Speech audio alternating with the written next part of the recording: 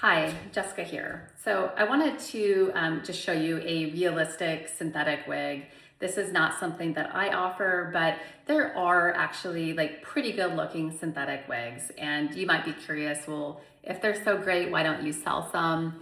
So this is what I consider to be a high-end synthetic.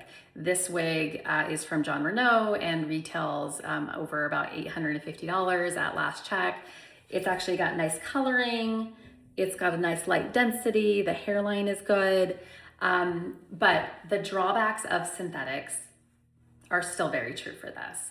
So the reasons I don't sell synthetic wigs are ultimately it's end-to-end realism can't hold a candle to a human hair wig. And I only sell wigs that I would wear. So I focus on quality, realism, the right density, great hairlines, and good color work because I have been wearing wigs for over 30 years. I actually started wearing synthetics 30 years ago, and I can tell you that these wigs have gotten so much better that, I mean, it's crazy. If I can find an old picture, I will. They were pretty awful way back in the day. So I say that because I don't want anybody thinking like I'm a synthetic wig hater or I can't understand why somebody would wear them. I definitely do. But at the same time, I don't sell them because at $850 for this kind of realism, I would rather take a little bit of a loss and get you a better human hair wig that's gonna last you longer, that's gonna have better movement, and is ultimately gonna look a lot more realistic. Because at the end of the day, this is still plastic hair. It's not gonna move the same. The colors are different. The hairlines are still never gonna be as good. And they don't last as long as a human hair wig will. So this wig in particular is literally brand new and never been really worn outside of a try on. And it looks great right now, but I can tell you from literal experience that after some regular wear, this is gonna start looking ratty a lot faster than any human hair wig does. So that is my short speech on why I don't personally sell synthetic wigs.